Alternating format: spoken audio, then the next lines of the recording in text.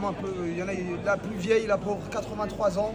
Lui, on fait croire qu'ils l'ont emmené à l'hôpital, ils l'ont mis à part et ils l'ont massacré. Mais non. 83 ans. Mais non. Elle vient de Corse, la pauvre. Après, c'est que des insultes. Ils nous insultaient, je connais des gros mots, ils nous disaient benzona, charmouta, plein de choses comme ça. Ils pensaient que je leur disais que je parlais pas l'arabe pour éviter de faire massacrer. Du coup, j'entendais, des fois, ils parlaient entre eux en arabe. Et j'entendais des Weld el Kelb, fils de chien, des choses comme ça. C'est pas grave, t'es un bonhomme. Ils nous ont mis des trucs en plastique, en menottes, serrés. J'ai encore une marque là. Mais il y en avait, c'était pire que moi. Il y en avait un, il avait la main toute bleue. Et un Français, un skipper, lui, dès son arrivée, ils l'ont menotté aux mains comme ça, les pieds, yeux bandés, et il avançait et il le frappait et on entendait crier. Du coup, on s'est un peu révolté, on criait à chaque fois Antoine, Antoine, pour qu'il le sorte de l'isolement. C'est après que les personnes du consulat sont venues en prison qu'ils l'ont fait sortir de l'isolement, qu'ils l'ont remis dans une cellule. Il y avait des gens de la Soumoud qui étaient encore là-bas. Ça faisait 10 jours qu'ils étaient en prison. Ils sont à peine sortis aujourd'hui. Et il y a des camarades, je ne sais même pas en fait ils sont où. Parce que quand je suis passé devant leur cellule, ils étaient vides, sauf qu'ils n'étaient pas dans notre avion. Donc il y en a, ils nous ont dit ils les ont peut-être envoyés par la Jordanie, mais en fait on n'a aucune certitude. On ne sait pas. On ne sait même pas si ils les ont fait sortir. Et voilà, après ça a été, ils nous ont jeté à la moitié de nos vêtements qu'on n'a jamais récupérés. Voilà, sans mes paires de chaussures. Je suis rentré avec la tenue pour que vous la voyez en fait, c'était ça notre ensemble. Voilà. Donc moi qui est tout kiosque m'a donné du détail XL et une personne qui faisait du XL, ils lui ont ramené du ML. Donc du coup il n'a pas eu de pantalon là-bas, il se foutait de sa gueule en gros. Au niveau de l'État français, on n'a vraiment pas eu de soutien. Ils sont venus nous voir que hier en cellule. Vous étiez combien par cellule? On était 8. On va les repris. Par contre, pas de papier toilette, un robinet qui a au moins 5 mètres des toilettes. Donc même ceux qui veulent se laver à l'eau, ils ne peuvent même pas aller chercher l'eau et la ramener pour se nettoyer. C'est du coup inondé partout de l'eau par terre. Du bateau. On est à peine sorti des bateaux, c'est direct, main comme ça, tête baissée. Et ils nous tenaient d'une violence ici, mais ils nous serraient.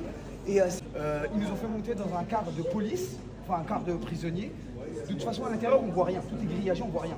Mais ils nous ont quand même attachés les mains, bandage sur les yeux, alors qu'on ne voyait rien. Et même arrivé en prison, on ne voyait rien. Donc je ne voyais pas l'intérêt d'avoir le bandage sur les yeux. Et là, ils nous ont mis dans le car, dans des petites pièces de 2. Et ils nous ont laissé plus d'1 heure. On suffoquait, on était en sueur.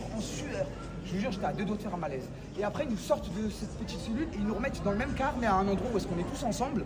Et là, ils nous laissent attendre encore 1 heure en chaleur. Et quand le car il démarre, clim à fond pendant 3 heures de route. Clim à fond. Et quand je vous dis à fond, j'étais comme ça et je montais mon t-shirt, je le mettais près de mon cou. En fait, je protégeais les zones qui maintiennent notre température corporelle. Donc je protégeais mon cou, mes parties intimes comme ça. Et j'étais comme ça dans le car.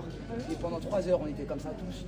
C'était horrible. Et ils nous l'ont fait ce matin. Ce matin, avant de monter dans le car, quand on est sorti de la prison, ils nous ont, tout le monde, sauf un mec, je sais pas pourquoi, ils nous ont tous demandé de retirer les pulls. Celui-là, je l'ai récupéré parce que je voulais vous le montrer, je l'ai trouvé dans l'avion. Mais sinon, on était dans le car, on était avec ça, et dès le départ, on est monté clim à fond. Et pendant 3 heures, on a attendu au moins déjà 2 heures sur place dans le car, on était comme ça en train de grelotter. Et après, pendant 3 heures, parce qu'on était près de Gaza, dans le désert du Negev, de la prison à l'aéroport d'Eliat, on en a eu pour 3 heures de route et 3 heures sous la clim. Par contre, là, on les a rendus fous, on n'arrêtait pas d'hurler dans le camion, et ils nous ont dit, vous hurlez encore une fois, on vous rentre maintenant en prison. Donc, du coup, on a attendu d'arriver dans l'avion de Turkish Airlines, et là, on a gueulé. Mais vraiment, la France, elle a pratiquement rien fait pour nous. Hier, ils m'ont donné 2 cigarettes, des cracottes là, au chocolat, mais comme je faisais la grève de la faim, je ne les ai pas mangées. C'est tout ce qu'on a eu de l'État français.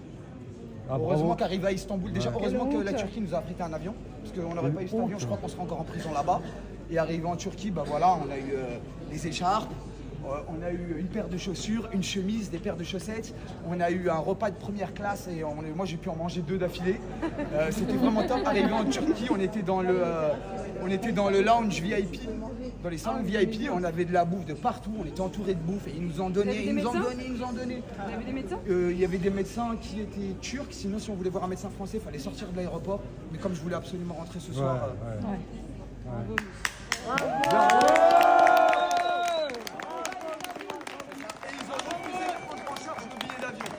Les billets d'avion n'ont pas été du tout payés par la France alors que les Espagnols ont eu le consulat espagnol qui a payé leur rapatriement. D'autres pays ont eu de l'aide de leur consulat. Bravo, la France, monsieur Macron. c'était 2 cigarettes et 2 craqueurs de chocolat, mais comme je l'ai dit, je ne mangeais pas. Voilà.